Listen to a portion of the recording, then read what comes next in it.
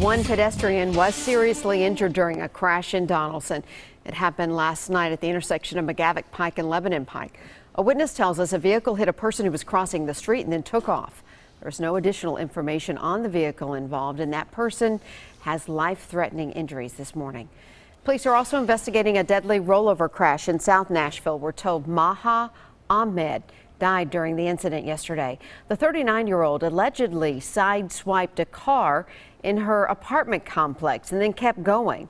Ahmed was reportedly speeding when she tried to make a right turn from her apartment complex onto North Crest Drive. She crossed a road and hit a tree. Police say there was no evidence at the scene to indicate drugs or alcohol were involved in that crash. And a Fort Campbell soldier has died after a bizarre break-in leads to a deadly crash. Yeah, there were a series of events here. Specialist Austin McGow was hit and killed by a car on Highway 41 in Pleasant View Saturday morning. But here's what's strange. Before that, authorities say the 21-year-old broke into a nearby plant nursery, trashed the place, and then called 911, claiming he was being chased by bees. Well, they never found any bees at the scene. Authorities said McGow was taking prescription medication after recently having his wisdom teeth removed. They think he may have been hallucinating with a mixture of the prescription medication and alcohol, perhaps. No charges will be filed against the driver that hit McGow. Some new developments now in that hit-and-run crash we told you about up in Hendersonville. There's Chris Solomon. He's now charged with homicide and DUI. He's accused of hitting a man and woman with his car this weekend.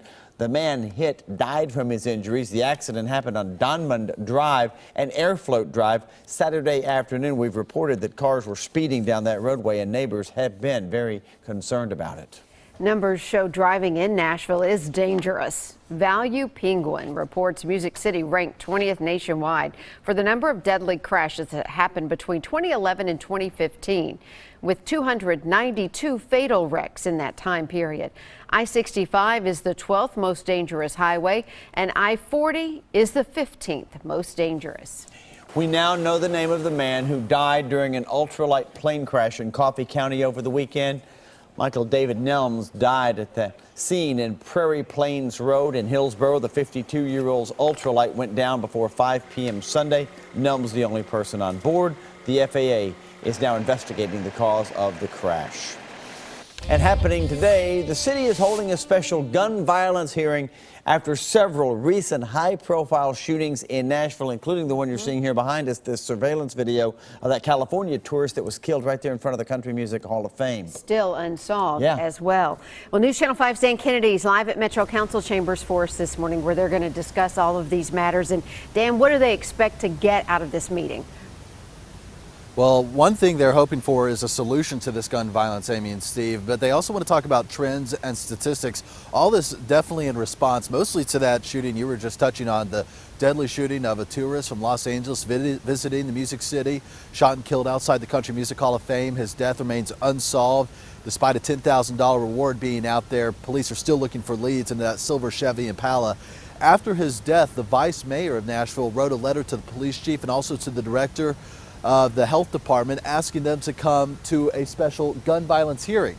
That's tonight, and he wants them to bring those trends, statistics, numbers, and solutions to talk about what he calls an impression of a spike in gun violence in Music City. Listen.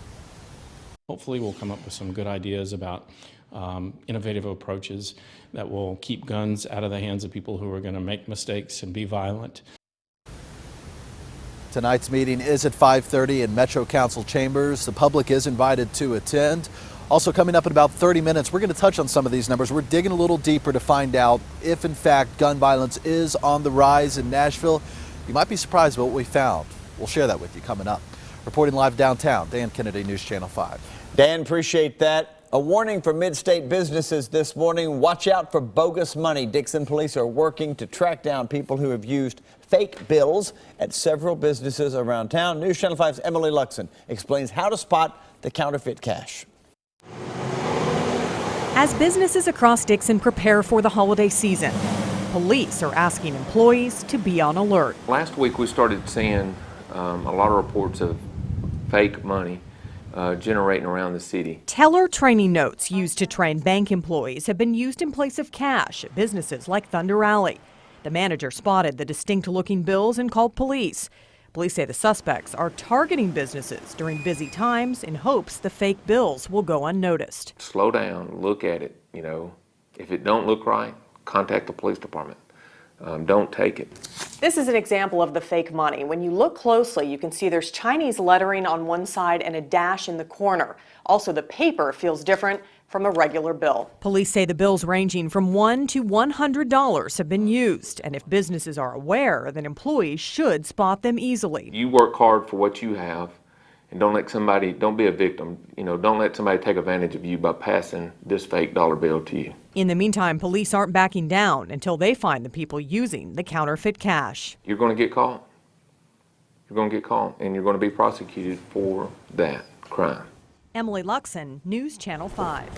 Emily, thank you. Good folks over at the Dixon Police Department. Police tell us 2 juveniles have already been arrested in connection with the case, but police think more people are involved. If you see any of those fake bills or you know anything about this case, contact the Dixon Police Department. There's the phone number right there, 615-446-5403.